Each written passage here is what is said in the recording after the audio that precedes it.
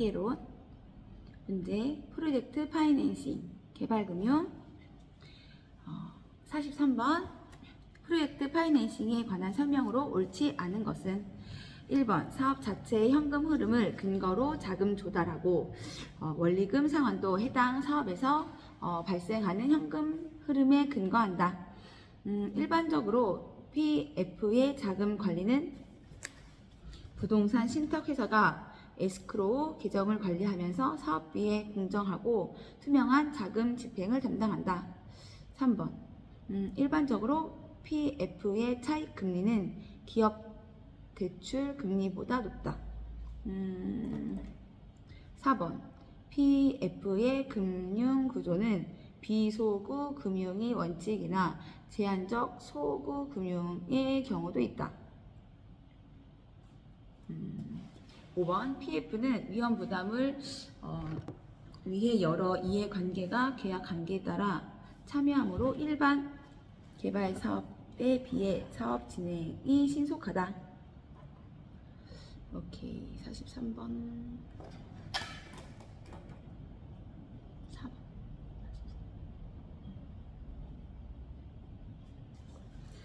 다음 문제 사업주가 특수 목적 회사인 프로젝트 회사를 설립하여 프로젝트 금융을 활용하는 경우에 관한 설명으로 옳지 않은 것은 단 프로젝트 회사를 위한 별도의 보증이나 담보 제공 등은 없음. 대규모 자금이 소요되고 공사 기간이 장기인 사업에 적합한 자금 조달 수단이다. 2번 프로젝트 금융에 의한 채무는 사업주와 독립적이므로 부채 상환 의무가 사업주에게 전가되지 않는다. 3번 사업주가 이미 대출 한도를 넘어섰거나 대출 제약 요인이 있는 경우에도 활용 가능하다.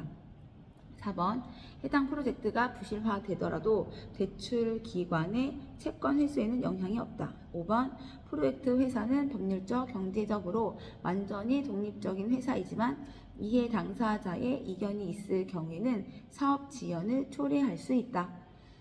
사업주가 특수목적 회사인 프로젝트 회사를 설립하여 프로젝트 금융을 활용하는 경우에 관한 설명을 옳지 않은 것. 단 프로젝트 회사를 위한 별도의 보증이나 담보 제공 등은 없다. 대규모 자금이 소요되고 공사기간이 장기인 사업에 적합한 자금 조달 수단. 프로젝트 금융에 의한 채무는 사업주와 독립적이므로 부채 상환 의무가 사업주에게 전가되지 않는다. 사업주가 이미 대출한도 넘어섰거나 대출 제약 요인이 있는 경우에도 활용 가능하다. 해당 프로젝트가 부실화되더라도 대출 기관의 채권 회수에는 영향이 없다. 프로젝트에서는 법률적 경제로 완전히 독립적인 회사이지만 간에 이견이 있을 경우에는 사업 지연을 초래할 수 있다. 다음 문제. 다음 문제. 금융기관이 시행사에게 프로젝트 금융을 제공하고 대출 원리금의 회수를 원활하게 하기 위하여 시행사나 시공사에게 요구할 수 있는 사항으로 틀린 것은 1번 부동산 개발 사업의 현금 흐름을 통제하기 위해서 에스크로우 계정을 운영한다.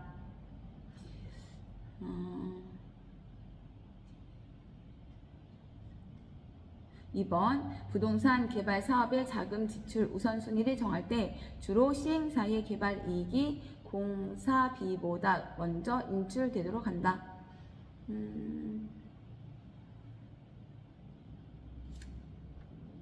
3번 시행사와 시공사의 부도 등과 같은 사유가 발생할 경우 사업권이나 시공권을 포기하겠다는 각서를 받는다. 4번 시공사에게 책임 준공 의무를 지우는 동시에 PF 대출에 채무를 인수하게 하거나 이에 대한 보증을 제공하도록 한다. 5번 부동산 개발 사업지를 부동산 신탁회사에 담보 신탁하고 받은 수익 증권 증서의 질권을 설정한다.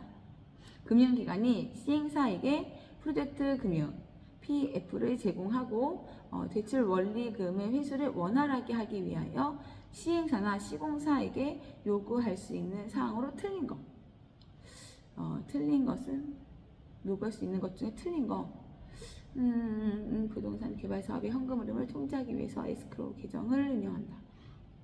틀린 거.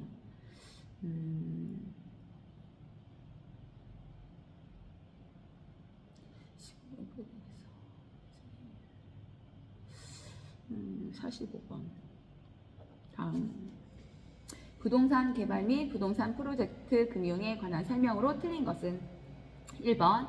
부동산 개발 신탁에서 개발 자금은 수탁사, 부동산 신탁회사가 관리한다. 2번. 부동산 프로젝트 금융의 차입자는 특수법인 프로젝트 회사 SPC다.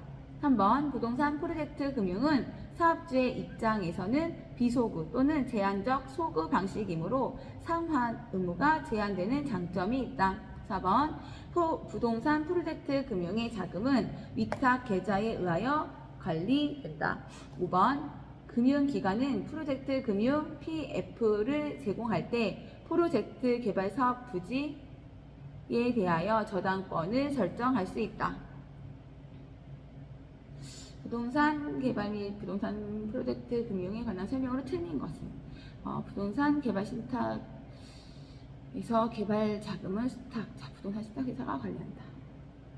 프로젝트의 차입자는 특수법인 그렇지. 가져온 사람은 부동산 프로젝트 금융한 사업주 입장에서 비소부는 자료소로 상환으로 되는 장점이 있다. 그렇지. 부동산 프로젝트 금융은 계좌에 의하여 관리한다.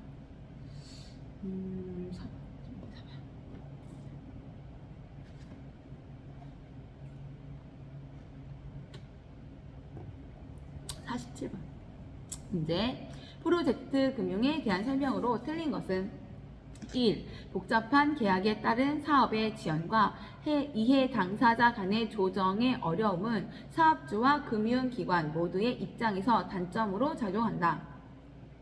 2. 프로젝트 사업에 참여하는 개별 사업주는 부외 금융 효과를 누릴 수 있어 채무 수용 능력이 높아진다. 3. 프로젝트 금융기법 PF는 주택 건설 등 부동산 공급을 증가시키는 데 기여할 수 있다. 4. 부동산 개발 PFABS는 금융기관이 부동산 개발 업체에게 대출을 실행하고 이 대출 채권을 유동화 전문 회사에 매각하여 발행되는 자산 유동화 증권을 말한다. 5번. PFABS 자산 유동화 증권을 발행할 때는 유동화 전문 회사는 상법상 주식 회사로 한다.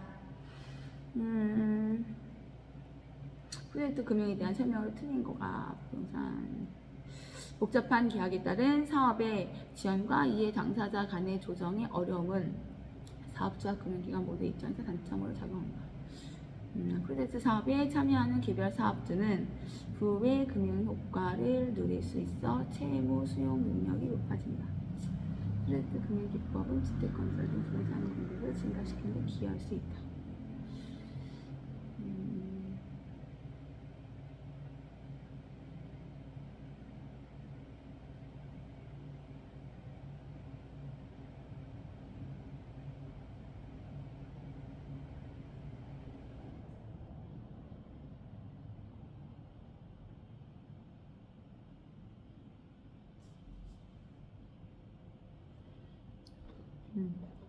다음 이렇게 하면 45분 안에 40문제 부동산 금융에 대한 설명으로 틀린 것은 1번 금융기관은 PF 대출을 실행하고 보유한 PF 대출 채권의 기초로 유동화 전문회사 SPC를 통해 자산 유동화 증권 ABS를 발행하여 유동성 위험을 줄일 수 있다. 2번 부동산 프로젝트 사업이 성공적으로 수행되어 개별 사업주가 높은 수익을 획득하면 PF 대출 채권을 기초로 발행된 PFABS 자산 유동화 증권의 수익률이 높아진다. 3번 자산담보부 기업 어음 ABCP는 자산 유동화 증권 ABS와 달리 금융위원회에 등록하지 않고 임의대로 유사 자산을 반복적으로 유동화할 수 있다. 4번 부동산 개발 PFABS는 부동산 개발 PFABCP에 비해 더 장기로 자금 조달이 가능하다. 5번 일반적으로 PFABS는 부동산 개발 PFABCP보다 발행 금리가 더 높다. 금융기관은 1번 PF 대출을 실행하고 보유한 PF 대출 채권을 기초로 유동화 전문회사 SPC를 통해 자산 유동화 증권 ABS를 발행하여 유동성 위험을 줄일 수 있다. 부동산 프로젝트 사업이 성공적으로 수행되어 개발 사업주가 높은 수익을 획득하면 PF 대출 채권을 기초로 발행된 PF ABS 유동화 채권의 수익률이 높아진다. 자산담보부 기업 어음은 자산유동화 증권과 달리 금융위원회에 등록하지 않고 임의대로 유사 자산을 반복적으로 유동화할 수 있다. 부동산 개발 PF ABS는 부동산 개발 PF AB CP에 비해 더 장기로 자금 조달이 가능하다. 일반적으로 PF ABS는 부동산 개발은 높다.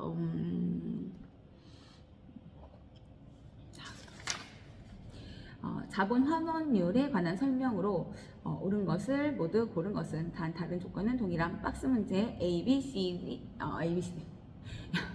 눈으로 보여서 기억, 니은, 디귿, 리을, 미음.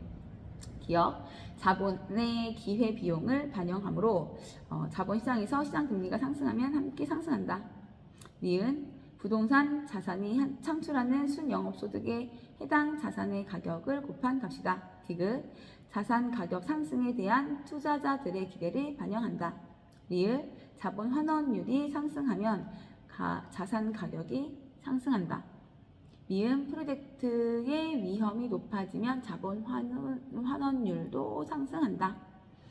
자본 환원율에 관한 설명으로 옳은 것을 모두 고른 것은 자본 환원율이라.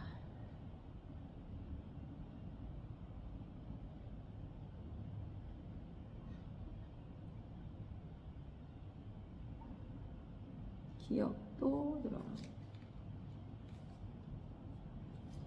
미음도 들어가.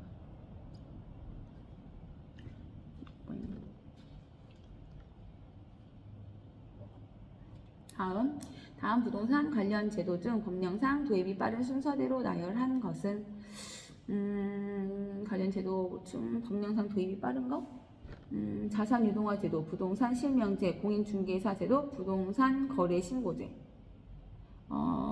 부동산 실명제, 부동산 거래 신고제, 공인중개사 제도, 자산유동화 제도. 부동산 실명제, 부동산 거래 신고제. 기억, 니은, 디귿. 엄마가 제일 먼저 시작한 왠지 자산유동화 제도가 제일 마지막일 것 같지 않니? 그 다음에 니은, 리을. 그 다음에 부동산 거래 신고제. 그 다음에 이거지. 그러면 실명제. 뭐야? 신고한 다음에 실명제하고 공인중개사. 그치? 됐다. 문제 안 읽어줬나?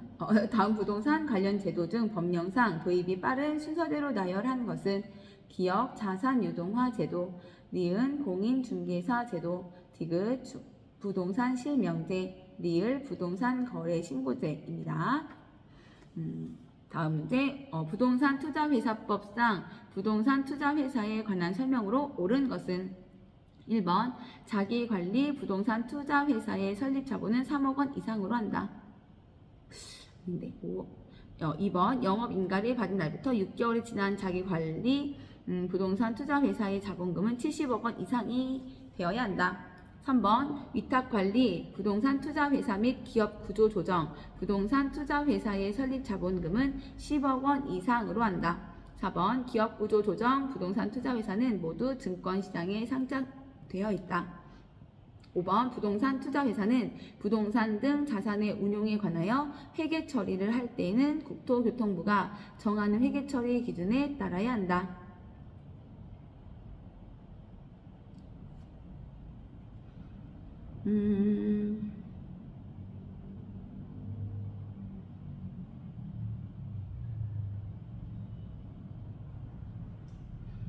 부동산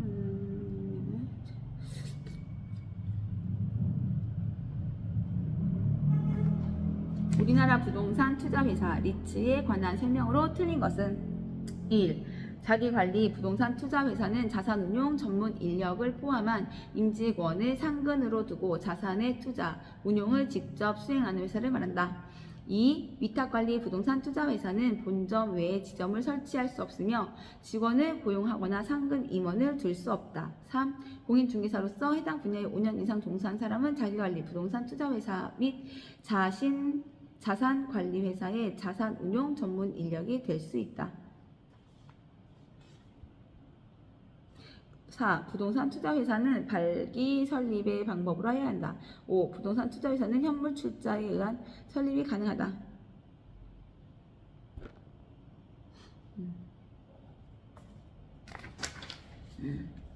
우리나라의 부동산 투자회사 제도에 관한 설명으로 틀린 것은 1. 자산관리회사를 설립하려는 자는 국토교통부 장관의 인가를 받아야 하며 자기 자본이 시십억 원 이상이어야 한다.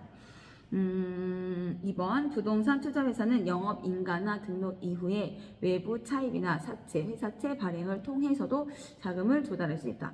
3번 부동산 투자회사는 최저자본금 준비 기간이 끝난 후에 매 분기 말 현재 총 자산의 100분의 80 이상을 부동산 관련 증권 및 현금으로 구성하여야 한다. 음...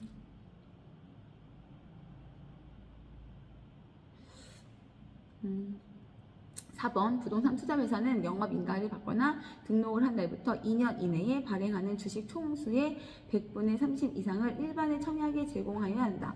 5번 부동산 투자회사의 상근 임원은 다른 회사의 상근 임직원이 되거나 다른 사업을 할 수 있다. 다음 부동산 투자회사법상 위탁관리 부동산 투자회사 리츠에 관한 설명으로 옳은 것은 박스 문제 기억 니은 디귿 미음 기업 영업인가나 등록 이후 최저 자본금은 50억 원 이상으로 한다. 니은 자산의 투자 운용을 직접 수행하는 회사이다. 디귿 주주 1인과 그 특별 관계자는 발행 주식 총수의 100분의 50을 초과하여 소유하지 못한다. 리을 법령을 준수하고 자산 운용을 건전하게 하며 주주를 보호하기 위하여 임직원이 따라야 할 기본적인 절차와 기준을 제정하여 시행하여야 한다. 미음 해당 위탁관리 부동산 투자회사의 자산의 투자 운용 업무를 위탁하는 자산관리회사인 법인이사와 감독이사를 정관으로 하는 바에 따라 둘 수 있다. 옳은 거. 영업인가나 등록 이후 최저 자본금은 50억 원 이상으로 한다. 자산의 투자 운용을 직접 수행하는 리츠. 부동산 투자회사법 자산 투자의 운용을 직접 운영하는 건 아니고 주주인과 특별 관계자는 발행 주식 총수의 100분의 50을 초과하여 수여하지 못한다. 이것도 맞는 것 같고 법령을 준수하고 자산 운용을 건전하게 하며 주주의 보호를 위하여 임직원이 따라야 할 기본적인 절차와 기준을 제정하여 시행하는 것이고 아니고 해당 관리는 투자회사의 자산 운영 업무 위탁하는 자산관리회사 법인이사와 감독이사를 정관으로 정하는 바에 따라 둘 수 있다. 기억이란 디귿 미음 옳네. 다음 문제.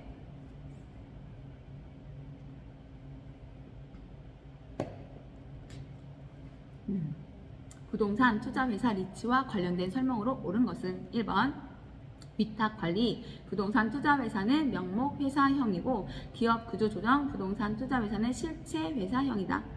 2번 부동산 투자회사 중 서류상으로 존재하는 명목 회사로서 증권시장에 상장된 것을 뮤추얼 펀드라고 한다. 3번 부동산 투자 자문 회사는 부동산을 취득, 관리, 계량 및 처분하는 업무를 수행한다. 4번 부동산 투자회사의 주식에 투자하면 부동산 투자회사의 투자 운용 실적이 악화되어도 확정 수익은 보장된다.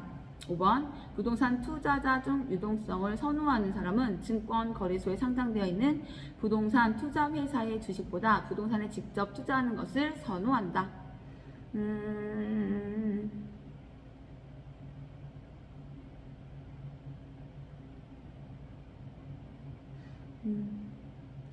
위탁관리 부동산 투자회사는 명목회사 하고 기업 구조 조정 부동산 투자회사는 실체 회사형 부동산 투자회사 중 회사형 분야는 명목회사.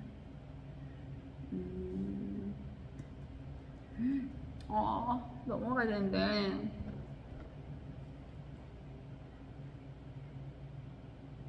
어떡하지? 어떡해.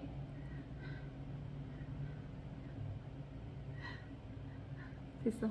다 부동산 투자회사법에 관한 설명으로 틀린 것은 1번 부동산 투자회사는 영업인가를 받거나 등록을 하기 전까지는 이거는 그냥 잠깐만.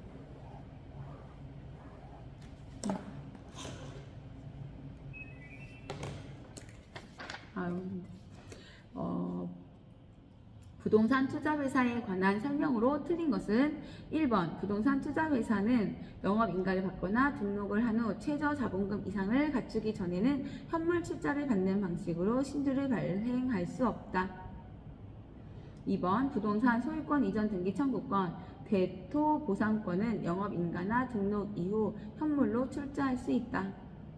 3번 부동산 투자회사는 부동산 개발 사업을 목적으로 하는 법인 등에게 담보권을 설정하고 대출, 예치 등으로 투자, 운용할 수 있다. 4번 부동산 투자회사는 자본시장과 금융투자업에 관한 법률에 따라 상장 규정에 따른 상장 요건을 갖춘 때에는 지체 없이 증권시장에 주식을 상장하여야 한다. 5번 기업 구조 조정 부동산 투자회사는 내부 통제 기준의 준수 여부를 점검하고 외부 통제 기준을 위반할 경우 이를 조사하여 감사에게 보고하는 준법 감시인을 상근으로 두어야 한다.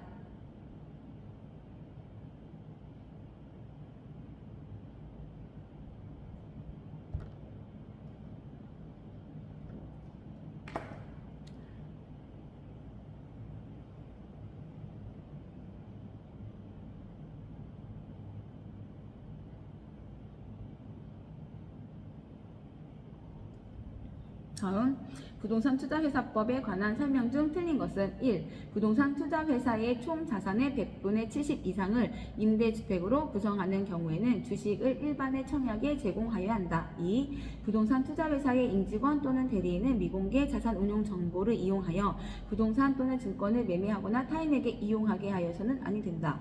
3번 국토교통부 장관은 부동산 투자회사 등의 관리 및 감독 업무를 효율적으로 수행하고 부동산 투자회사 등에 관한 정보 및 자료를 종합적으로 관리 및 이용하도록 하기 위하여 부동산 투자회사 정보 시스템 구축, 운영할 수 있다. 4. 부동산 투자회사는 부동산을 취득하거나 처분할 때에는 대통령령이 정하는 바에 따라 해당 부동산의 현황, 거래 가격 등이 포함된 실사 보고서를 작성하여 국토교통부 장관에게 미리 제출하고 이를 본점에 갖추어 두어야 한다. 5번 상장된 부동산 투자회사가 총 자산에서 대통령령이 정하는 비율 이상을 차지하는 부동산을 매각하여 그 이익을 배당할 때에는 해당 사업연도 말 10일 전까지 이사회를 개최하여 이사회의 결의로 배당 여부 및 배당 예정 금액을 결정하여야 한다.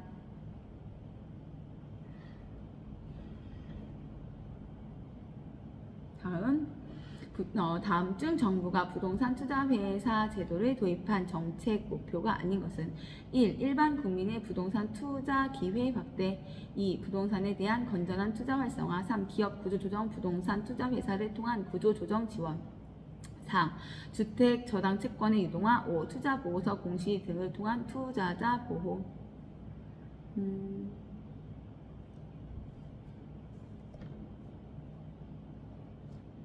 다음 자본시장과 금융투자업에 관한 법률에 의한 부동산 펀드 집합투자기구에 관한 설명으로 틀린 것은 1. 부동산 펀드 집합투자기구는 투자자로부터 자금을 조달하여 부동산에 투자 운용하고 그 수익을 투자자, 수익자에게 귀속시키는 점에서 간접 투자 수단으로 볼 수 있다.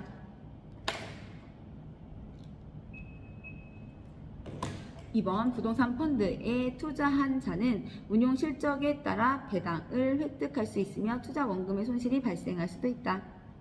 부동산 펀드는 일반적으로 수익증권을 발행하여 자금을 조달하지만 외부에서 필요한 자금을 차입할 수도 있다. 4번 부동산 펀드는 일반인에 의해 설립되고 운용될 수 있다.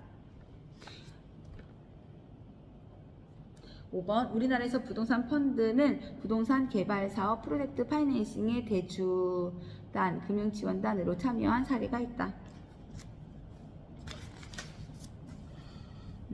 다음 문제 부동산 금융의 자금 조달 방식 중 지분 금융에 해당하는 것을 모두 고른 것은 박스 문제. 기업부터 비읍까지. 기업, 부동산 투자회사, 리츠의 주식, 니은, 자산담보부, 기업 업무, 어음, A, B, C, P, 디귿, 공모에 의한 증자, 리을, 프로젝트 금융, 미음, 주택상환사채, 비읍, 신탁, 증서 금융. 문제, 부동산 금융의 자금 조달 방식 중 지분 금융에 해당하는 것을 모두 고른 것은 지분 금융. 지분 금융에 해당하는 거, 지분으로 하는 거.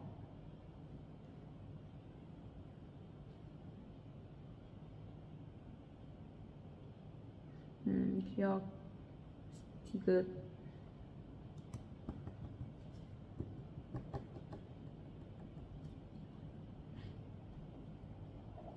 다음, 부동산 관련 자금 조달 방법을 지분 금융, 부채 금융, 메자닌 금융으로 구분할 때 다음 중 부채 금융 기법에 해당하는 것을 고르면 모두 몇 개인가? 박스 문제 8개. 기업, 저당, 대출, 담보부, 채권, MBB, 니은, 부동산, 신디게이트, 디귿, 자산 유동화 증권, ABS, 리을, 저당, 대출, 지분 이전 증권, MPTS, 미음, 조인트 벤처, 비읍, 주택, 저당, 대출, 시옷, 우선주, 이은, 전환사채. 다음, 부동산 개발 사업의 재원 조달 방안 중 하나인 메자닌 금융의 유형에 해당하는 것은 모두 몇 개인가? 박스 문제, 비읍까지 있어요. 기업, 자본시장과 금융투자업에 관한 법률에 의한 부동산 펀드, 니은, 자산담보부, 기업 업무, 어음, A, B, C, P, 디귿, 우순위 채권, 후순위 대출, 리을, 상환, 우선주, 미음, 보통주, 비읍, 신주, 인수권, 부사채, BW. 사업의 재원 조달 방법하는 미증금융의 유형에 해당하는 살짝 얘는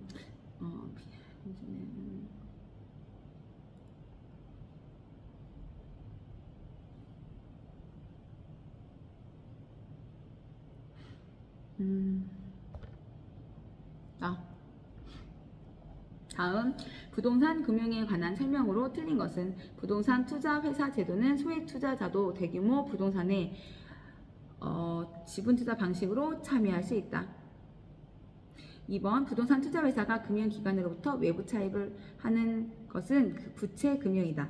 3번, 부동산 신디게이트는 소규모의 채권형 부동산 투자 조합이다. 4번, 자산 유동화에 관한 법률에 의하면 자산 보유자, 양도인은 유동화 자산에 대한 반환 청구권을 가지지 아니한다. 5번, 조인트 벤처 방식의 프로젝트 금융회사, 주식회사는 부동산 개발사업, 사회, 간접 자본시설, 주택, 건설 등 특정 사업을 통상 한시적으로 운영하여 그 수익을 주주에게 배분하는 주식회사이다. 다음, 그러면 프로와이다 43.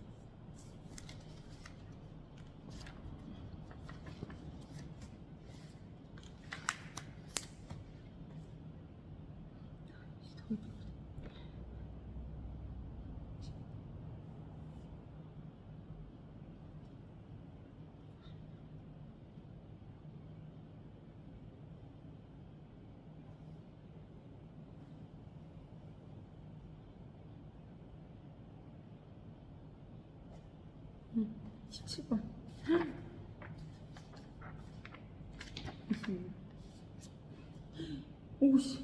26문제? 요거? 15초 남았, 15분 남았는데? 우리나라의 주택금융제도에 관한 설명으로 틀린 것은? 아닌가? 한국주택금융공사는 40년 만기 초장기 보금자리론을 발행하여 공급하고 있다. 2번, 주택청약저축에 가입할 수 있는 자는 무주택 저축에 가입할 수 있는 자는 무주택 세대주이어야 한다. 잠깐만, 26번 맞습니다.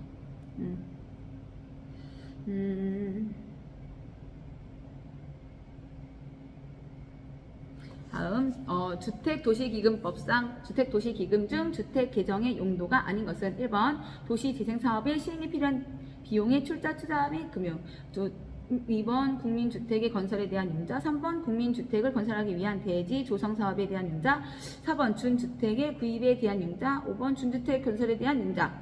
생각할 새가 없다. 다음 한국주택금융공사에서 시행하고 있는 주택연금제도에 관한 설명으로 틀린 것은 1. 주택연금은 한국주택금융공사가 연금 가입자를 위한 은행의 보증서를 발급하고 은행은 공사의 보증서에 의해 가입자에게 주택연금을 지급하며 주택연금 이용자와 배우자가 모두 선명한 경우에는 연금 지급이 종료된다.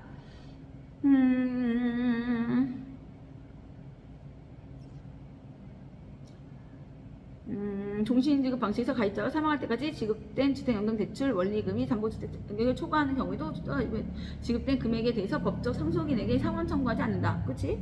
주택연금은 이용자가 중도 상환을 할 때는 중도 상환 수수료를 부과하지 않는다. 이용자가 중도 상환할 때는 주택연금 할 것 같은데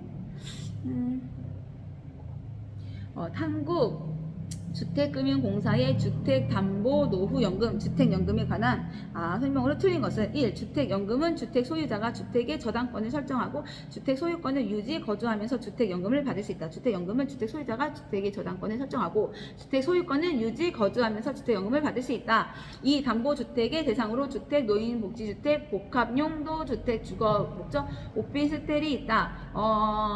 29번 이거 아닌 것 같아.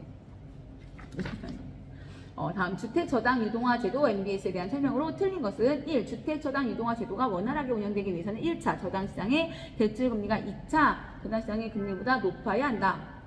2번 2차 저당시장은 1차 저당시장에 자금을 공급하는 역할을 한다. 3. 2차 저당시장에서 발행되는 투자상품은 주택대출금리보다 더 높은 액면 금리를 가진다. 4. 한국주택금융공사는 장기 보금자리론에 소유되는 자금을 주로 주택저당채권담보부 채권과 주택저당증권의 발행을 통해서 조달하고 있다. 5. 한국주택금융공사 법령상 자산, 주택저당채권 보유자인 금융기관은 한국주택금융공사에게 유동화 자산, 주택, 저당 채권에 대한 반환을 청구할 수 있다. 없다?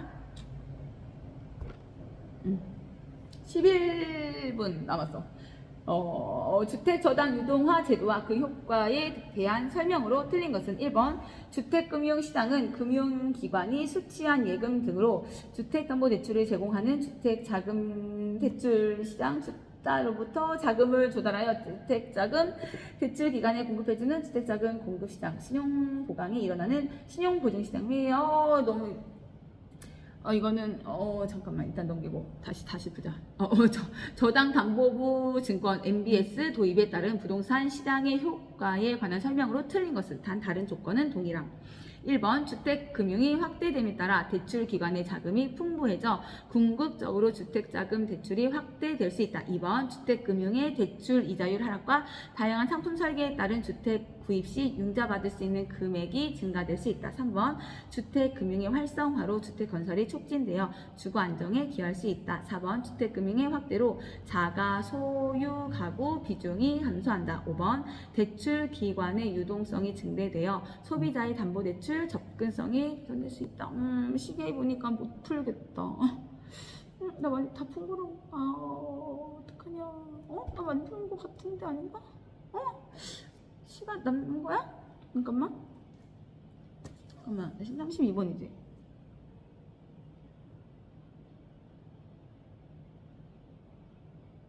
음. 26번부터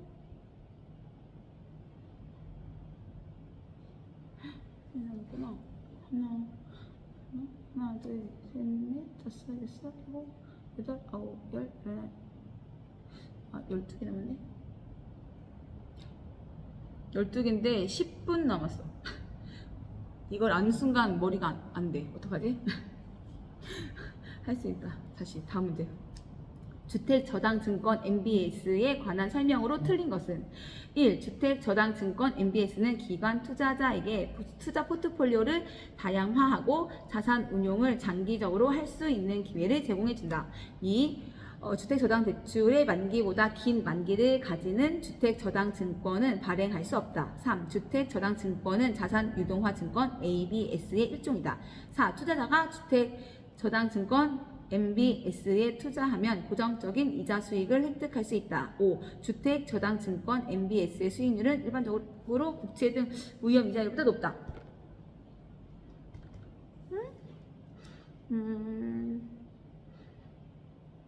한국주택금융공사의 업무가 아닌 것은 1. 주택저당채권 유동화 및 주택저당증권 MBS 발행. 2.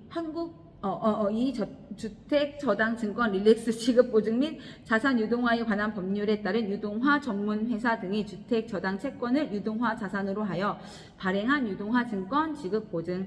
3. 장기 보금자리론 공급. 4. 주택담보 노후연금 보증. 5. 주택도시기금 관리 및 운용. 더 뒤에 총체적 난국인데 주택저당증권 MBS에 대한 설명으로 틀린 것은 1. MPTS란 지분형 주택저당증권으로 관련 위험이 투자자에게 이전된다. 2. MBB 저당대출담보부 채권은 발행기관이 원리금 수취권과 집합물의 소유권을 가지면서 관련 위험도 모두 부담한다. 3. MPTB 는 MPTS와 MBB를 혼합한 특성을 갖춘다. 4번 지불 이체 채권 MPTB의 모기지 소유권은 투자자에게 이전되고 원리금 수취권은 발행기관에게 이전된다. 5번 다계층 채권 CMO에서 신용등급이 높은 채권일수록 지급되는 표면금리는 낮아진다. 35번인데 다음 저당담보부 채권 MBS에 관련된 설명으로 틀린 것은 일단 잠깐만 40번 먼저 보자. 부동산 증권에 관한 설명으로 옳지 않은 것은 1. 자산 유동화 증권 ABS는 금융기관 및 기업이 보유하고 있는 매출 채권, 부동산 저당 채권 등 현금 흐름이 보장되는 자산을 담보로 발행하는 증권을 의미한다. 2번 저당 이체 증권 MPTS는 발행기관이 원리금 수취권과 주택 저당 채권에 대한 지분권을 모두 투자자에게 이전하는 증권이다. 3번 저당 담보부 채권 MBB에서 채무 불이행 위험은 투자자가 부담한다. 4번 주택저당담보부 채권은 주택저당대출 차입자의 채무 불이행이 발생하더라도 MBB에 대한 원리금을 발행자가 투자자에게 지급하여야 한다. 옳지 않은 거? 5번 CMBS는 유동화 전문회사 SBC가 발행할 수 있으며 부채증권이다.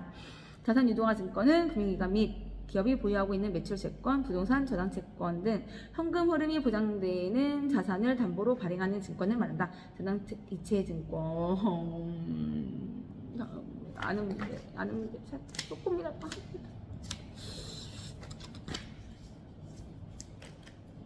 주택금융의 의의와 기능에 관한 설명으로 틀린 것은 1. 주택소비금융은 주택을 구입하려는 사람이 신용을 담보로 제공하고 자금을 제공받는 형태의 금융을 의미한다. 주택소비금융은 주택을 구입하려는 사람이 신용을 담보로 제공하고 자금을 제공받는 다음 부동산 금융에 관한 설명으로 틀린 것은 1번 다른 조건이 일정할 때 대출금리가 하락하면 정상적인 주택의 수요는 줄어든다. 2번 부동산 금융은 부동산을 운용 대상으로 하여 자본을 조달하는 일련의 과정이라 할 수 있다. 3번 잠깐만 다른 조건이 일정할 때 대출금리가 하락하면 정상적인 주택의 수요는 줄어든다. 42번에 그럼 이쪽은 이거 꼬우신 거는 되고 26번부터 26, 36, 46, 46, 56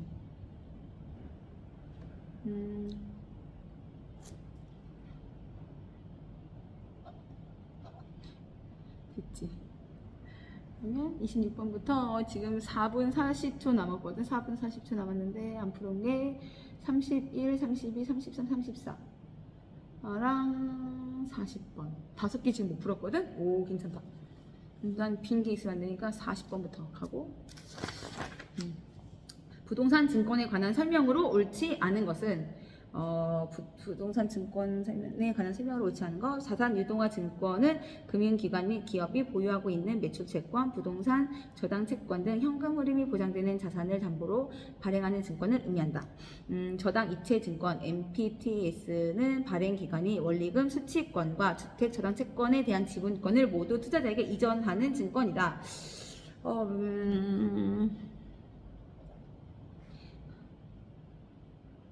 뭐야, 여기 36번. 어이씨. 뭐야? 여기 다 풀었네? 많이 안 풀었네. 39번. 모기지 이동화에 관한 설명으로 틀린 것은 MPTS는 지분형 증권, 2번 MPTB는 조기상환위험 증권 발행자 부담 하고 MBB는 신용 보강을 위한 초과 담보. 우리나라의 모기지 이동화 증권을 중개는 한국 증권부터 한다. 틀린 것은 뭘까요? 이거는 그 다음에 38번 다음 가로에 들어가 알맞은 모기지 증권은 발행자가 주택저당 채권 집합물 가지고 일정한 가공을 통하여 위험 수익 구조가 다양한 트렌치로 구성된 증권으로 발행된 채권형 증권. 채권인가? 3번. 2번 50초. 하나, 둘.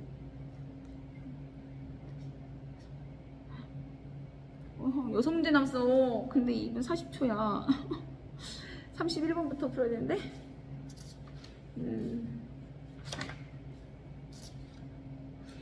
주택 저당 유동화 제도와 그 효과에 대한 설명으로 틀린 것은 1번 주택금융시장은 금융기관이 수취한 예금 등으로 주택담보대출을 제공하는 주택자금대출시장, 투자자로부터 자금을 조달하여 주택자금대출기관에 공급해주는 주택자금 공급시장, 신용보강이 일어나는 신용보증시장 및 주택자의 등세상으로 구현시장. 주택소유자의 소비 대비 주택가격이 높아질수록 유동화의 필요성을 높아진다. 부동산 기관은 보유한 주택저당 채권 매각하여 자금을 조달하면서 유동성을 높이고 자기 자본 비율이 상승할 기대했다. 주택저당 유동화 제도는 주택시장 등은 금리의 조절 수단으로 활용할 수 있다. 주택저당 유동화 제도는 주택금 수급 불량을 심각한 가능성이 있다. 30분 진짜 모르겠다. 근데 모르니까 정말 답답하다 그치. 이제는 1분 40초. 그러면 나는 또 하나 더 풀어야지. 저당담보부증권 MBS 도입에 따른 부동산 시장의 효과에 관한 설명으로 틀린 것은 단타는 조건을 일정함. 1번 주택금융이 확대됨에 따라 대출기관의 자금이 주택금융이 확대됨에 따라 대출기관 내 자금이 풍부해져서 궁극적으로 자금 대출이 확대될 수 있다. 주택금융의 대출 이자율 하락과 다양한 상품 설계에 따라 주택 구입 시 융자받을 수 있는 금액이 증가할 수 있다. 주택금융의 활성화로 주택 건설이 촉진되어 주거 안정에 기여할 수 있다. 그치? 주택금융의 확대로 자가 소유 가구 비중이 감소한다. 왜? 대출 기관의 유동성이 증대되어 소비자의 담보대출 접근성이 개선된다. 그렇지. 30번에 4번. 32번에 4번. 이거 맞으면 진짜 우리 인간 속에 53초 남았거든? 나머지는 그냥 다 찍어야 되겠다. 찍을 거는 다 숫자 하나로 찍을까? 끝. 40초 하나 더 풀자. 40초. 3번. 한국주택금융공사의 업무가 아닌 것은 한국주택금융공사의 업무가 아닌 것은 1. 주택저당채권 유동화 및 주택저당증권 MBS 발행, 주택저당증권 지급보증 및 자산 유동에 관한 법률에 따른 유동화 전문회사 장기 보금자리로 한국주택담보노후 연금보증, 주택도시기금 연금보증 4번. 4번일 것 같은데 이거? 34번에 4번. 34번에 4번. 됐어. 끝.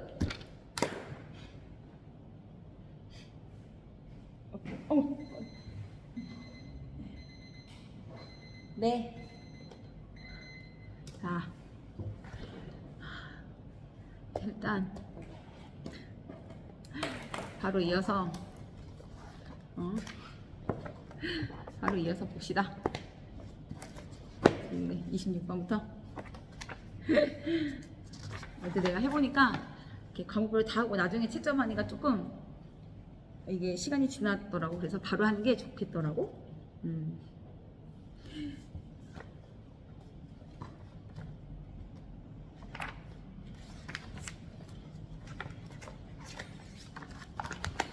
보자. 우리나라의 26번부터 풀었거든. 일단 시간은 만들었고.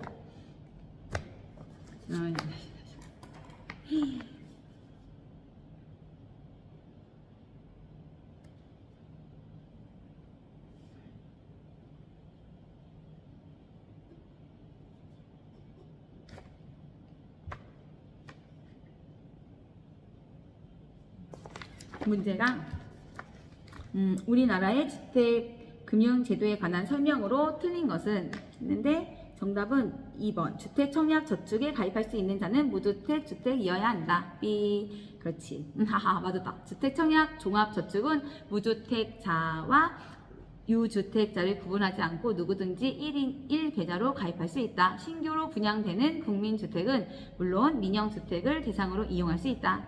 딩동댕. 채점은 나중에 하자. 그 다음에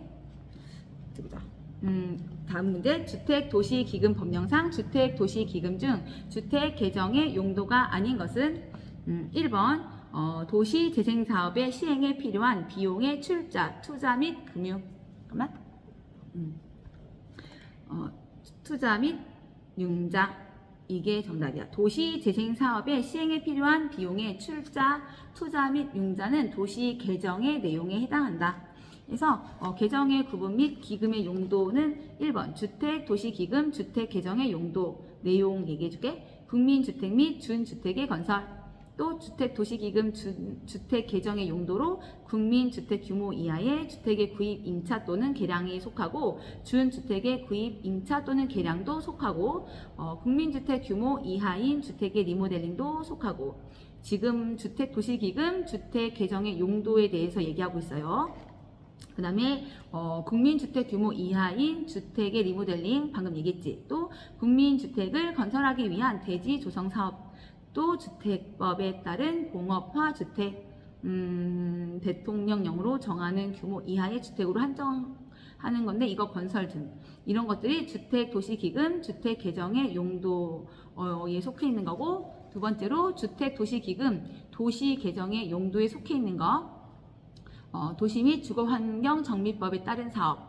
그리고 도시재정비 촉진을 위한 특별법에 따른 기반시설 중 기반시설의 설치에 드는 비용. 또 도시재생 활성화 및 지원에 관한 특별법에 따른 도시재생사업의 시행에 필요한 비용의 출자, 투자 및 융자. 또 도시재생 활성화 및 지원에 관한 특별법에 따른 도시재생 활성화 지역 내에서 해당 지방자치단체의 장이 도시 재생을 위하여 필요하다고 인정하는 건축물의 건축에 필요한 비용의 출자, 투자 및 융자 등 이런 게 있어. 28번 한국주택금융공사에서 시행하고 있는 주택연금제도에 관한 설명으로 틀린 것은 5번 주택담보노후연금을 받을 권리는 양도하거나 압류할 수 없다. 다시 읽어줄게. 주택담보노후연금을 받을 권리는 양도하거나 압류할 수 있다. B.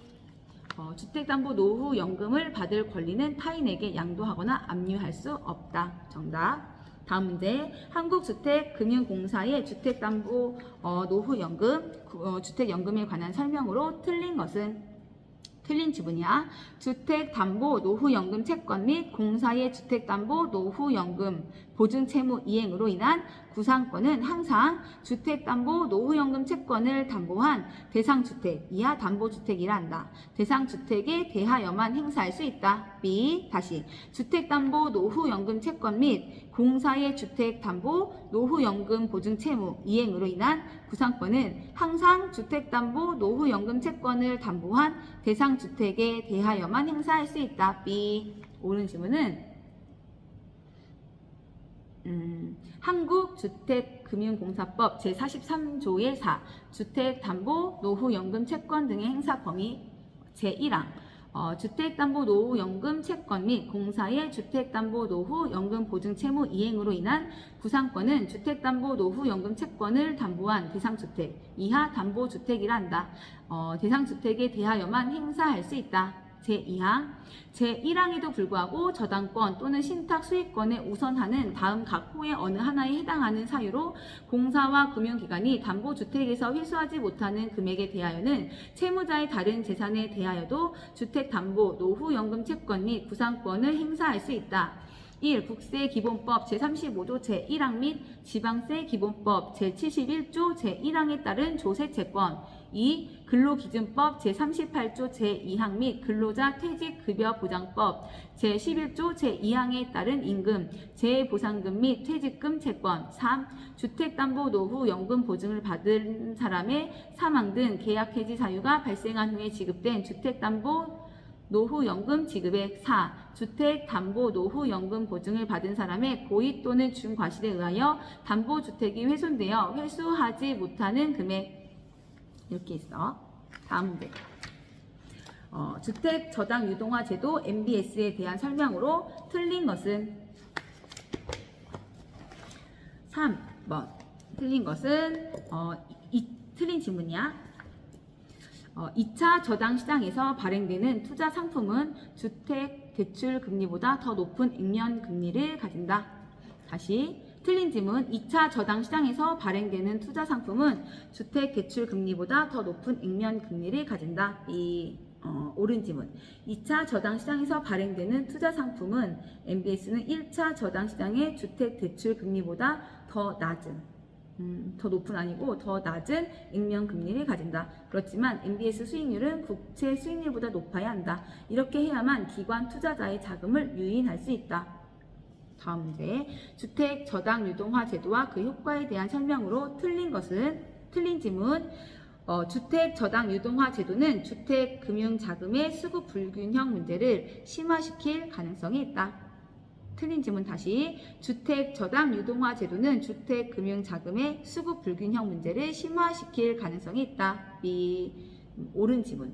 주택 저당 유동화 제도는 주택 수요에 대비하여 주택 자금을 정시에 공급하여 주기 때문에 주택 금융 자금의 수급 불균형 문제를 완화시켜 준다. 다시. 주택 저당 유동화 제도는 주택 수요에 대비하여 주택 자금을 적시에 공급하여 주기 때문에 주택 금융 자금의 수급 불균형 문제를 완화시켜 준다. 틀린 질문. 주택 저당 유동화 제도는 주택 금융 자금의 수급 불균형 문제를 심화시킬 가능성이 있다. B. 수급 불균형 문제를 완화시켜 준다. 딩동댕. 맞습니다. 그래서 주택 저당 증권 MBSG 이거의 발행 효과. 첫 번째는 차입자나 주택 수요자한테 어떤 효과가 나타나냐면 금융기관의 대출 여력 확대로 수요자의 차입 기회가 확대되고 자기 지급 부담을 낮추면서 주택 구입이 가능해지고 그래서 주택 수요의 증가 요인이 되지. 그리고 금융기관의 MBS가 발행 효과 어떤 효과가 나냐면 대출 채권 매각을 통한 현금 유입이 되고 자금 조달이 용이해지고 또 금융기관의 유동성은 증가되고 유동성 위험은 감소되는 효과가 있고 재무 건전성이 개선이 되고 또 기관 투자자에게 주택 저당증권의 발행 효과는 다양한 종류의 금융상품을 선택함으로써 분산 투자 효과를 기대할 수 있고 또 기관 투자자에게는 기존의 단기 채권, 5년 미만 단기 채권 외에 장기적 안정적 투자 수단으로 활용을 할 수도 있지. 그리고 정책적으로 주택 저당증권 MBS가 발행 효과를 주는 거는 주택 경기나 부동산 경기 조절 수단으로 활용할 수 있고 주택 자금 수급 불균형 문제를 완화시켜 줄 수 있지. 그래서 MBS는 엄청 좋은 건가 봐. 우와, MBS 좋은 거구나. 효과를 엄청 많이 주네. 그렇지. 다음 문제. 저당담보부 증권 MBS 도입에 따른 부동산 시장의 효과에 관한 설명으로 틀린 것은 다른 조건은 동일함. 틀린 질문. 주택금융의 확대로 자가 소유 가구 비중이 감소한다. 나 이거 맞췄다. 아까 그랬지. 이거는 차입자 주택 수요자한테는 자기 자금 부담을 낮추면서 주택 구입이 가능하고 주택 수요의 증가 요인이라고. 그래서 이거 틀린 질문. 쉽다 이거는. 그치? 다음 문제. 주택 저당 증권 MBS에 관한 설명으로 틀린 것은 주택저당대출의 만기보다 긴 만기를 가지는 주택저당증권 MBS는 발행할 수 없다. 뭐지? 주택저당증권 MBS. 주택저당증권은 자산유동화 증권의 잠시만. 주택저당대출의 만기보다 긴 만기를 가지는 주택저당증권은 발행할 수 없다. 주택저당대출의 만기보다 짧은 만기를 가진 또는 더 긴 만기를 가지는 주택저당증권 MBS도 발행할 수 있다. 주택저당대출의 만기와 주택저당증권의 만기가 동일할 필요는 없다. 동일할 필요 없대.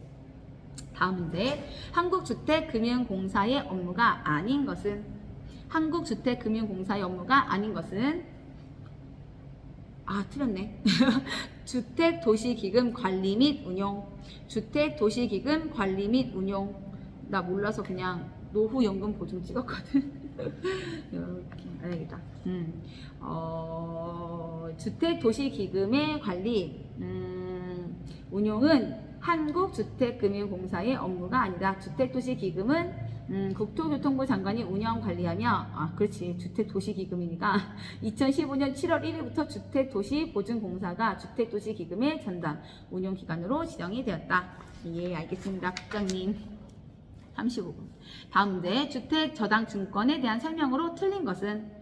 틀린 질문. 지불이체 채권 MPTB의 모기지 소유권은 투자자에게 이전되고 원리금 수취권은 발행기관에게 이전된다.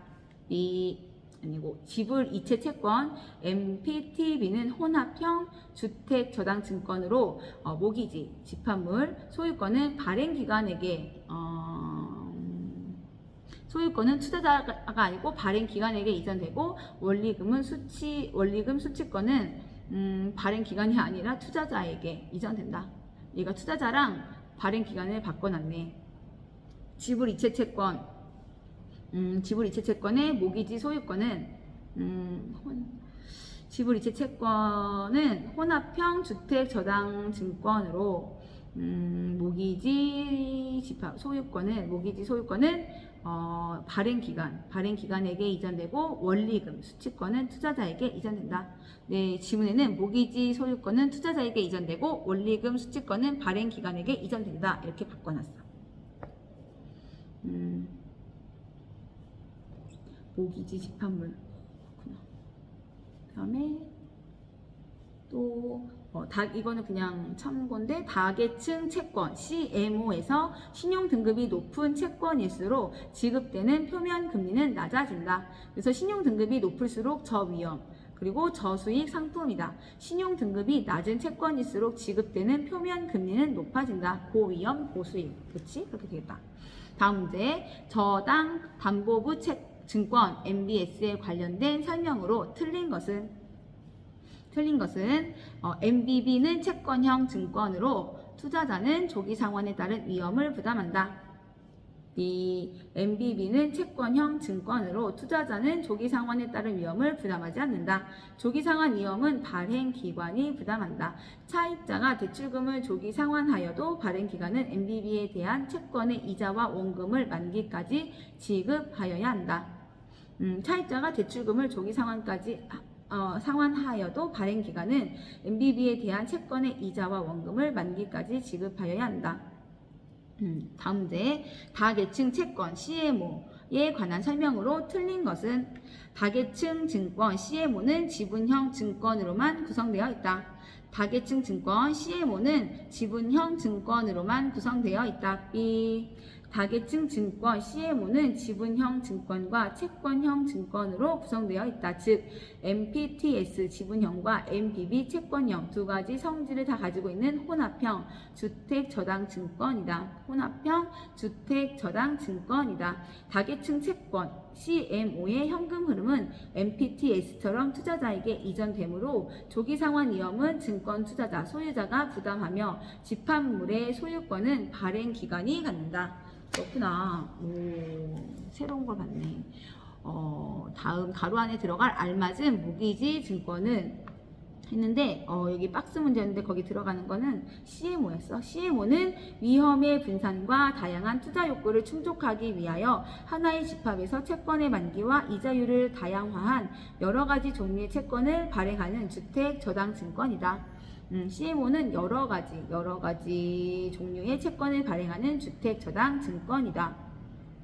그다음에 다음 문제 모기지 유동화에 관한 설명으로 틀린 것은 틀린 지문이야. MPTB의 경우 조기 상환 위험은 증권 발행자가 부담하고 채무 불이행 위험은 투자자가 부담한다. MPTB의 경우 조기 상환 위험은 증권 투자자, 증권 소유자가 부담하고 채무 불이행 위험은 증권 발행자, 기관이 부담한다. 채무 불이행은 기관, 증권 발행자가 부담을 하고 조기 상환 위험은 증권 투자자, 증권 소유자가 부담하는 게 MPTB 모기지입니다. 다음 문제. 부동산 증권에 관한 설명으로 옳지 않은 것은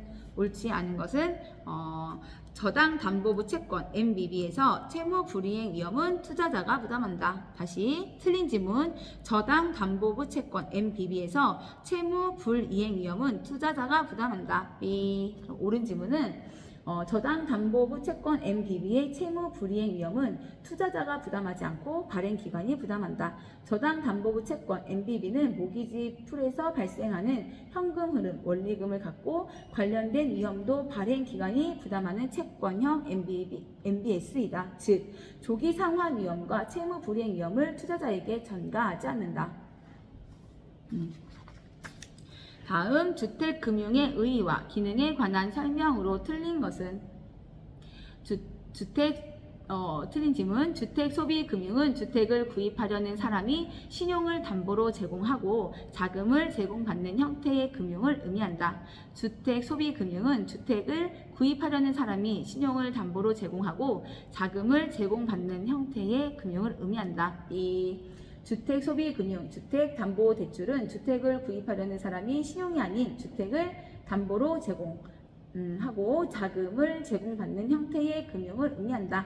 옳은 지문 다시. 주택소비금융, 주택담보대출은 주택을 구입하려는 사람이 신용이 아닌 주택을 담보로 저당금융 이걸로 담보 제공하고 자금을 제공받는 형태의 금융을 의미한다.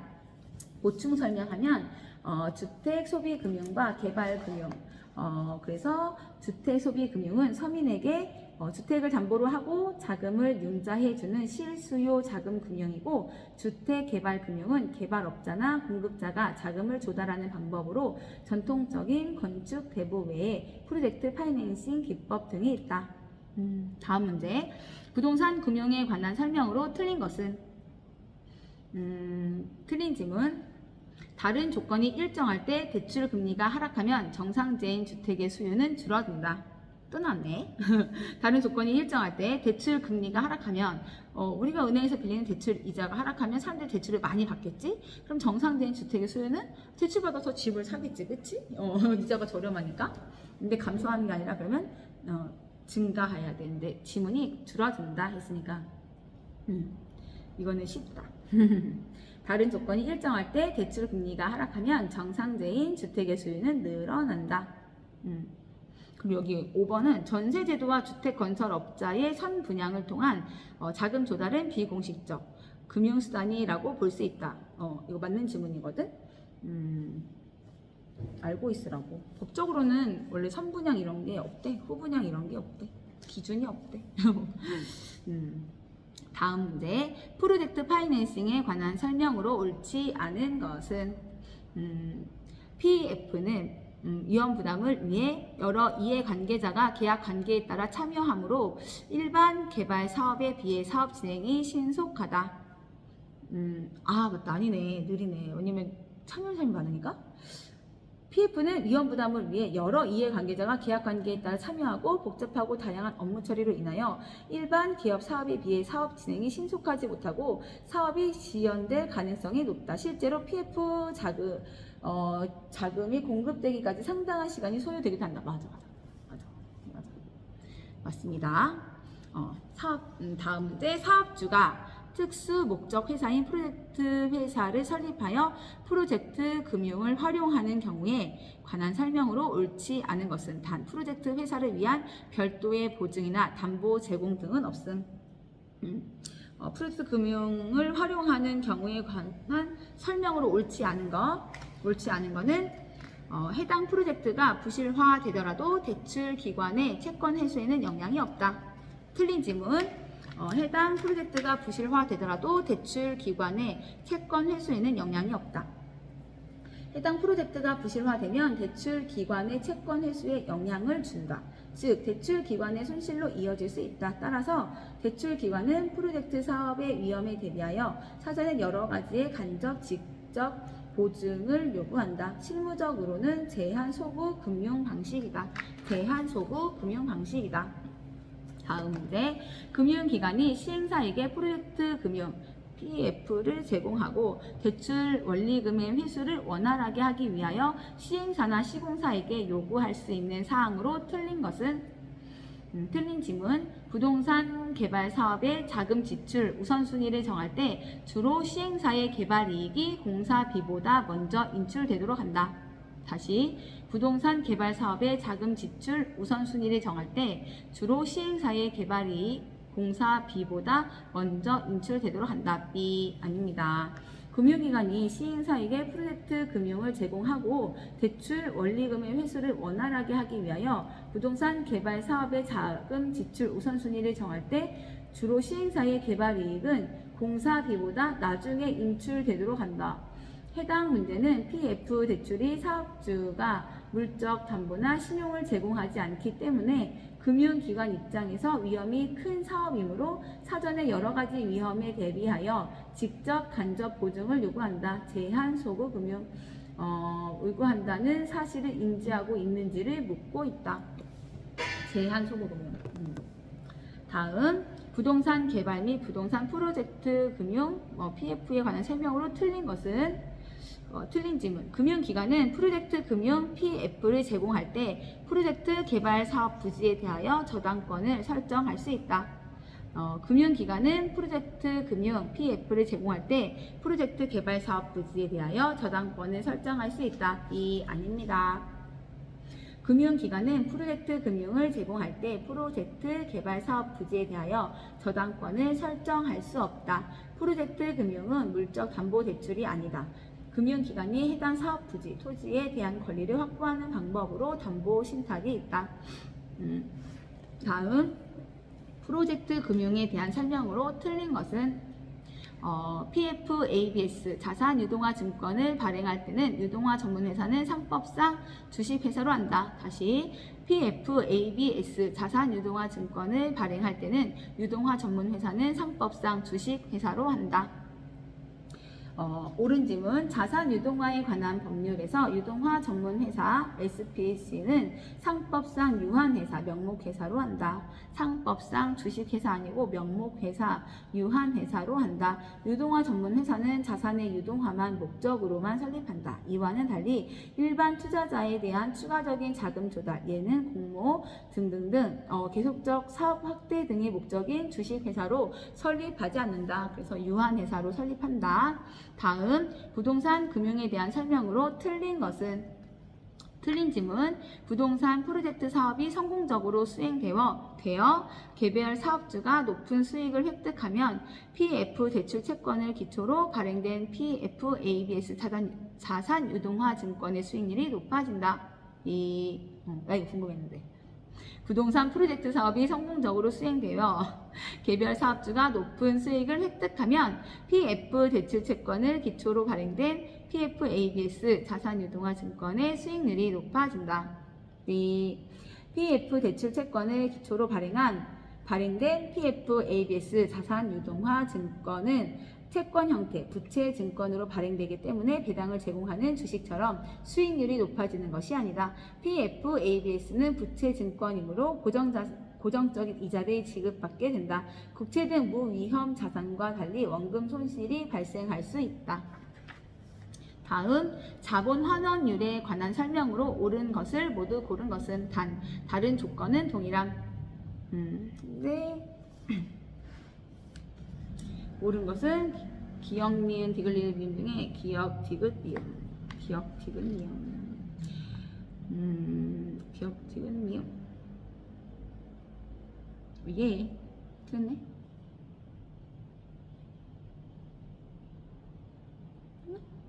아, 그러네. 바보. 옳은 거. 자본의 기회비용을 반영하므로 자본시장에서 시장금리가 상승하면 함께 상승한다. 자본 환원율에 관한 설명. 옳은 거. 기억. 자본의 기회비용을 반영하므로 자본시장에서 시장금리가 상승하면 함께 상승한다. 맞고. 디귿. 자산 가격 상승에 대한 투자자들의 기대를 반영한다. 다시 자산 가격 상승에 대한 투자자들의 기대를 반영한다. 맞고. 또 프로젝트의 위험이 높아지면 자본 환원율도 상승한다.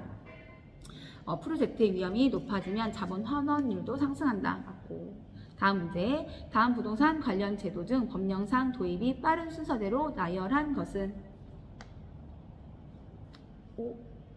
이거야? 공인중개사 제도.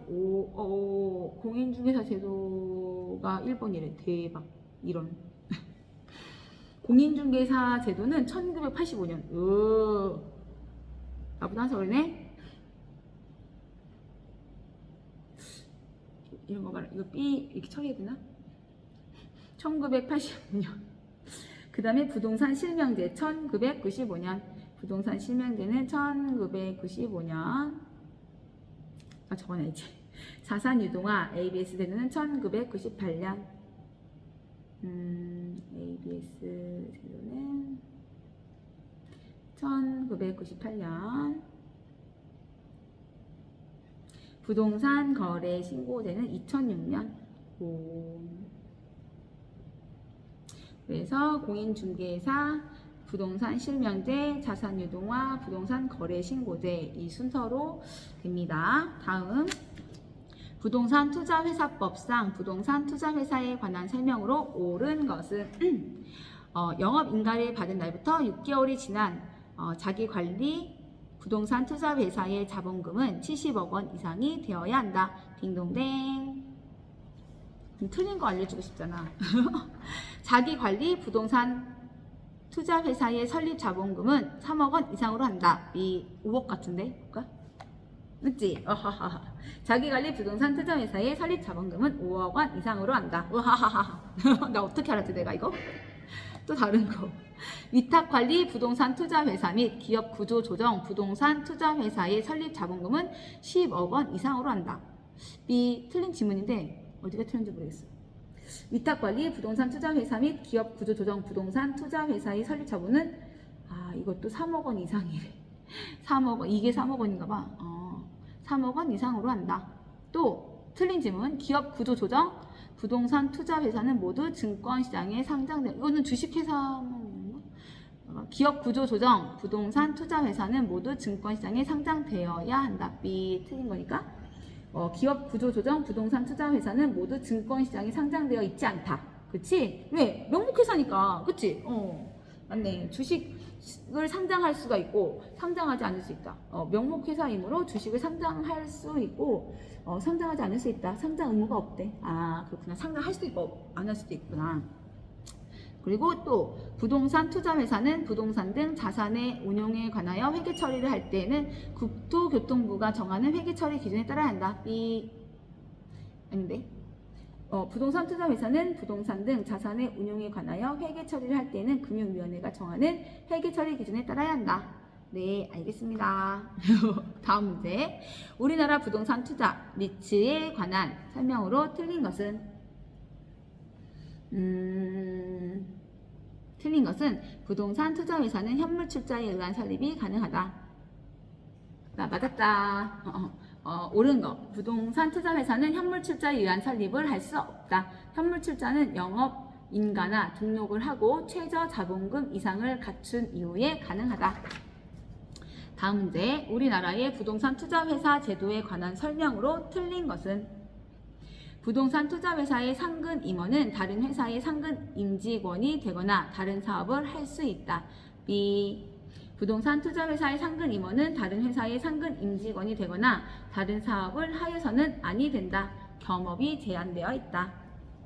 다음 부동산 투자회사법상 위탁관리 부동산 투자회사 리츠에 관한 설명으로 옳은 것은 박스형 지문이고 5개가 있어요. 기억 오예 나 맞았어. 리츠에 관한 설명으로 옳은 것은 기업 영업인가나 등록 이후 최저 자본금은 50억 원 이상으로 한다. 딩동댕. 주주 1인과 그 특별 관계자는 발행 주식 총수의 100분의 50을 초과하여 소유하지 못한다. 딩동댕. 해당 위탁관리 부동산 투자회사의 자산의 투자 운용 업무를 위탁하는 자산관리회사인 법인이사와 감독이사를 정관으로 정하는 바에 따라 들 수 있다. 54번. 그치? 기억력도 기억력이 좋아지고 있어. 공부하면서. 신기하지? 신기해. 당연한 거지. 뇌가 교수님들이 그랬어. 공부하면 할수록 머리가 좋아진대. 부동산 투자회사 리츠와 관련된 설명으로 옳은 것은 부동산 투자회사 중 서류상으로 존재하는 명목회사로서 증권시장에 상장된 것을 뮤추얼 펀드라고 한다. 딩동댕. 맞습니다. 다음 부동산 투자회사법에 관한 설명으로 틀린 것은 없음. 이거 문제는 아니다. 그냥 빼고.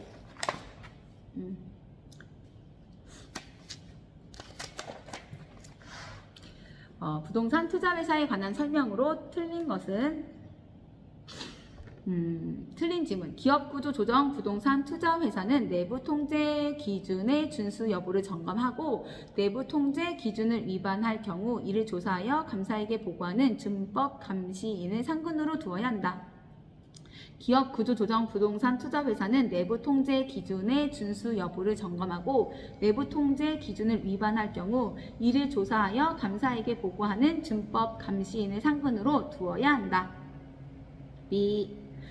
기업 구조 조정 부동산 투자회사와 위탁관리 부동산 투자회사는 명목회사이므로 해당 내용이 적용되지 않는다. 자기관리 부동산 투자회사 및 자산관리회사는 내부 통제 기준의 준수 여부를 점검하고 내부 통제 기준을 위반할 경우 이를 조사하여 감사에게 보고하는 준법 감시인을 상근으로 두어야 하지만 우리 리츠는 명목상 회사이기 때문에 전혀 필요가 없다고 합니다.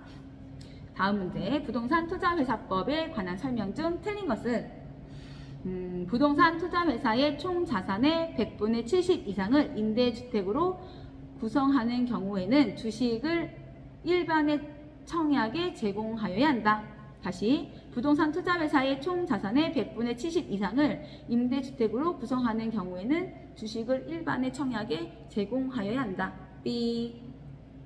부동산 투자회사의 총 자산의 100분의 70 이상을 임대주택으로 구성하는 경우에는 임대주택 리츠 주식을 일반의 청약에 제공하지 아니할 수 있다. 공모하지 않을 수 있다는 말이래. 그렇구나. 100분의 70 이상을 임대주택으로 구성하는 경우에는 주식을 일반의 청약에 제공하지 아니할 수 있다. 공모하지 않을 수 있다. 오케이. 다음 문제. 다음중 정부가 부동산 투자회사 제도를 도입한 정책 목표가 아닌 것은 3번. 아니네? 4번이네? 틀렸다. 주택 저당 채권의 유동화. 부동산 투자회사 제도를 도입한 정책 목표가 아닌 것은 주택 저당 채권의 유동화. 뭐요? 주택 저당 채권의 유동화를 위해서 한국주택금융공사가 설립되어 주택 저당 채권의 유동화가 도입 정착되었다. 부동산 투자회사 제도는 이를 통해 부동산의 간접 투자 제도를 도입함으로써 일반 국민의 부동산 투자 기회를 확대하고 공시 제도를 통하여 투명성을 높이고 부동산 경기 등 경제를 활성화하는 데 그 목적이 있다. 다시. 주택 저당 채권의 유동화를 위해서 한국주택금융공사가 설립되어 주택 저당 채권의 유동화 MBS 제도가 정착되었다. 부동산 투자 회사 제도는 이를 통해 부동산의 간접 투자 제도를 도입함으로써 일반 국민의 부동산 투자 기회를 확대하고 공시 제도를 통하여 투명성을 높이고 부동산 경기 등 경제를 활성화하는 데 그 목적이 있다. 그렇구나. 다음 문제. 자본시장과 금융투자업에 관한 법률에 의한 부동산 펀드 집합투자기구에 관한 설명으로 틀린 것은 부동산 펀드는 일반인에 의해 설립되고 운영될 수 있다. 오, 나 맞췄어. 부동산 펀드 집합투자기구는 일반인 개인에 의해 설립될 수 없다. 다만 일반인은 금융기관이 판매한 부동산 펀드에 가입, 투자할 수는 있다. 부동산 펀드에 가입, 투자할 수 있다. 혜란씨, 가입, 투자할 수 있대요. 가입, 투자하세요. 부동산 펀드는 금융감독기관에 등록된 자산운용사 등 금융기관에 의해 운용된다. 다음 문제. 이걸 맞추고 좋아하다니 당연한 것을. 부동산 금융의 자금 조달 방식 중 지분 금융에 해당하는 것을 모두 고른 것은? 박스 문제. 모두 고른 것은 어디 있나? 모두 고른 것은 부동산 투자 회사의 주식 리츠 그리고 공모에 의한 증자. 예, 이것도 맞췄어. 하하하. 우와, 대박.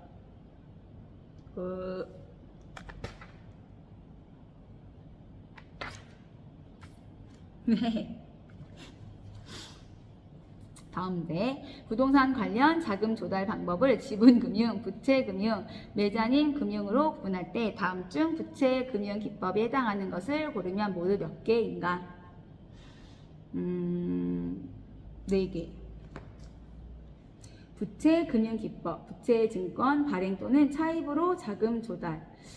부채금융 기법에 해당하는 것은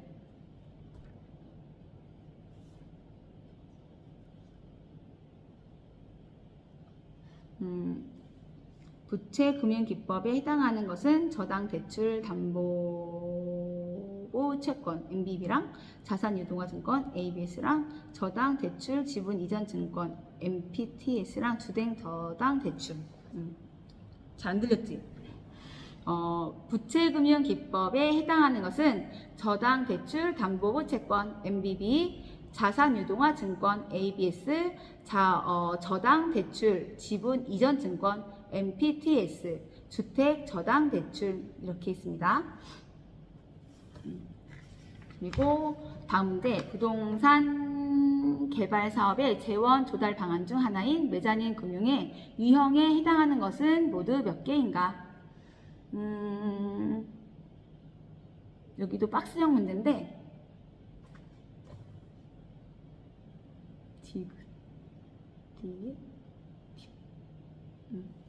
다시 문제 읽어줄게요. 부동산 개발 사업의 재원 조달 방안 중 하나인 매자닌 금융의 유형에 해당하는 것은 모두 몇 개인가? 해서 6개 중에 3개. 후순위 채권, 후순위 대출이랑 상환 우선주, 그리고 신주 인수권부 사채. 띄어쓰기 잘해요. 신주 인수권부 사채 BW라고 하는데 이거 3개 있어요. 다음 문제. 부동산 금융에 관한 설명으로 틀린 것은? 틀린 질문. 부동산 신디게이트는 소규모의 채권형 부동산 투자 조합이다. 다시. 부동산 신디게이트는 소규모의 채권형 부동산 투자 조합이다. 아니고요. 부동산 신디게이트는 소규모의 지분형 부동산 투자 조합이다.